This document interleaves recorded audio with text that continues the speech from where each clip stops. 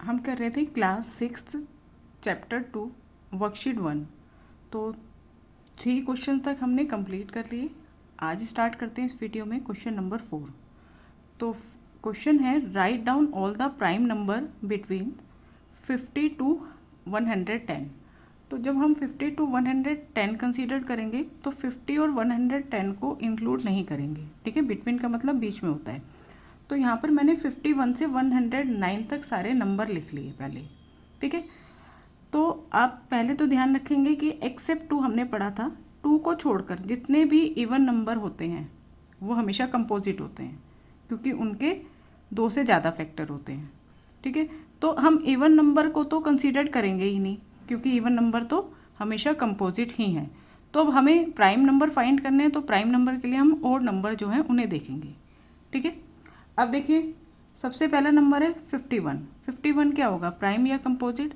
तो 5 और 1, 51 है ना, इनके जो डिजिट्स हैं इनका सम कर लो।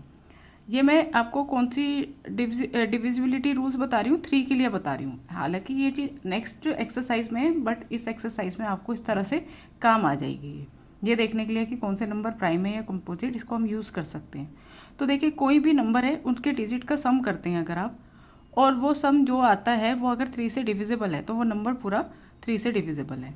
देखो 5 और 1 का सम करो, 6 आया, और 6 क्या है, 6 क्या है, 3 से डिविजिबल है, तो ये नंबर 3 से डिविजिबल है, यानी कि ये क्या हुआ, कंपोजिट नंबर हुआ। 52 इवन है तो ये तो कंपोजिट ही होगा। नेक्स्ट है 53। 53 क्या है, प्राइम नंबर, क्योंकि ये किसी और टेबल से नहीं कटता। 54 इवन है तो ये कंपोजिट हुआ। 55 अब जब भी आप देखेंगे कि 5 अगर वंस प्लेस पर है, कोई भी नंबर है जिसमें 5 वंस प्लेस पर है, वंस प्लेस मतलब कोई भी नंबर एंड हो रहा है 5 से, तो वो हमेशा कंपोजिट ही होगा, क्योंकि उसका एक जो फैक्टर है वो क्या होगा, 5 तो होगा ही होगा, यानी वो 5 से पूरा डिविजिबल होगा ही होगा। ठीक है, नेक्स्ट 56, ये हमारा इवन नंबर है तो ये कंपोजिट हुआ। 57 में आप दोबारा से देखिए, सम करके देख लीजिए डिजिट का, 5 और 7 का सम कितना हो गया, 12, और 12 जो है 3 के टेबल से डिविजिबल है ना, 3 से डिविजिबल है, तो ये भी हमारा कंपोजिट हुआ। देन 58 इवन है तो कंपोजिट हुआ। 59, हाँ अब 59 को देखिए तो 59 किसी भी टेबल में नहीं आता, तो ये क्या हुआ, प्राइम हुआ। 60 इवन है, इवन नंबर को तो हम कंसीडर करेंगे ही नहीं, क्योंकि इवन तो हमेशा ही कंपोजिट होते हैं एक्सेप्ट 2। अब नेक्स्ट लाइन पे आ जाओ, 61। 61 भी क्या है, प्राइम है। 62 इवन है। 63, अब 63, 7 9 जा 63, 9 7 जा 63, और ये 3 से भी डिविजिबल है, तो ये भी कंपोजिट हुआ। इसके 2 से ज़्यादा फैक्टर हो गए। ये इवन नंबर है, ये भी कंपोजिट है। इस यहाँ पर वंस प्लेस पर 5 है तो ये भी कंपोजिट है। इवन नंबर है, ये भी कंपोजिट है। 67 में अगर हम सम करें तो 6 + 7 13 है, और 13 जो है वो 3 से डिविजिबल नहीं है, तो ये हमारा प्राइम नंबर है। ठीक है, 68 इवन है। 69 ये भी 3 से कट रहा है। ठीक है, 6 और 9 कितने हो गए, 15, 15 is divisible by 3। 70 even number है तो ये तो कंपोजिट ही होगा। 71 क्या है, प्राइम नंबर है। 72 इवन है तो कंपोजिट है। 73 is also prime. 74 even number. 75 it is divisible 5। 76 is even. 77 11 7 जा 77, ये भी कंपोजिट है। 78 भी कंपोजिट है। Then 79 is prime number. ठीक है, 80 क्या है, इवन है तो कंपोजिट हुआ। देन 81, 9 9 जा 81, it is also composite. 82 even. 83 ये हमारा प्राइम है। 84 इवन है। 85 मैंने बता दिया आपको, 5 अगर वंस प्लेस पर है तो वह 5 से डिविजिबल है ही, तो इसके 2 से ज़्यादा फैक्टर हो गए तो ये कंपोजिट है। 86 इवन है तो ये भी कंपोजिट है। 87 में आप 8 और 7 को सम कीजिए, कितना हो गया, 15, और 15 किस टेबल में आता है, 3 के टेबल में आता है, तो ये 3 से डिविजिबल है, तो ये भी क्या हुआ, कंपोजिट हुआ। 88 is also composite. 87 is prime. ठीक है, 90 इवन तो ये कंपोजिट हुआ। देन 91, 13 7 जा 91, तो ये ये कंपोजिट है। ठीक है, क्योंकि ये 7 से भी डिविजिबल है, 13 से भी डिविजिबल है। 92 इज इवन नंबर। तो ये कंपोजिट है। 93 3 से डिविजिबल है।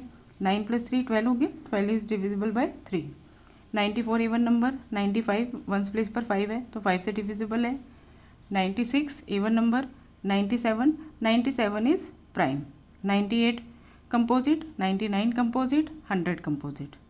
Then 101 is prime number. ठीक है, 101 के बाद नेक्स्ट 102 इवन हो गया। 103 ये भी हमारा प्राइम है। 104 इवन, 105 डिविजिबल बाय 5, 106 इवन, 107 ये हमारा कंपोजिट है। फिर 8 + 1 9, ये तो इवन ही है तो ये तो कंपोजिट ही होगा। 107 प्राइम है और 109 ये भी क्या है, प्राइम है। ठीक है, इस तरह से हमारे ये सारे नंबर प्राइम नंबर्स जो है हमने फाइंड कर लिए। अब आप चाहे तो यहाँ पर एक साथ उन नंबर्स को लिख सकते हैं। 53 59 61 67 71 73 देन 79। 80s की लाइन में 83 और 89, 90s में ओनली 97।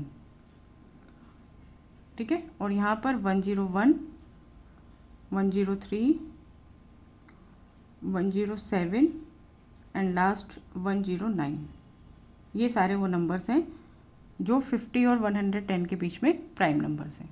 ठीक है, next 5th question.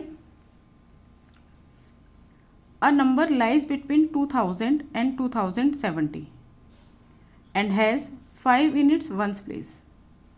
Is it a prime or composite number? Give reason. अब बोला है कि एक नंबर है जो 2000 और 2070 के बीच में लाइज करता है। 2000 और 2070 के बीच में लाइज करता है। ठीक है, अब आपको बताना है, और क्या बोला है कि उसके वंस प्लेस पर 5 है, यानी कि वो 5 से एंड होता है। तो आपको बताना है क्या वो प्राइम है या फिर वो कंपोजिट है, और उसका रीज़न भी बताना है। तो देखिए, कोई भी नंबर, अभी मैंने आपको यहाँ पर समझाया था, क्या कोई भी नंबर जिसके वंस प्लेस पर 5 होता है वो 5 से पूरा पूरा डिवाइड हो जाता है, यानी कि 5 उसका एक फैक्टर हुआ। ठीक है, तो 5 अगर उसका एक फैक्टर है तो उसके कम से कम 3 फैक्टर तो हुए ही, यानी कि मोर देन 2 फैक्टर हुए तो वो नंबर क्या हुआ, कंपोजिट हुआ। ठीक है, आपको मैं थोड़ा और डिटेल में बता देती हूँ। 2000 के बाद नेक्स्ट नंबर क्या होगा जिसके वंस प्लेस पर 5 होगा, 2005 होगा।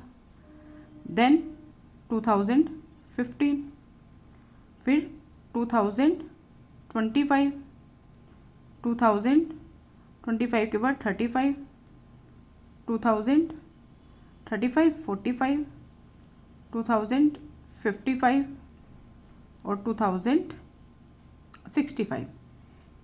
2000 और 2070 के बीच में ये नंबर होंगे जिनके वंस प्लेस पर 5 आ रहा है। ठीक है, अब ये सारे नंबर क्या कहलाएंगे, इज इट अ प्राइम और कंपोजिट? तो हम क्या लिखेंगे, इट इज़, ये नंबर क्या है, इट इज़ अ कंपोजिट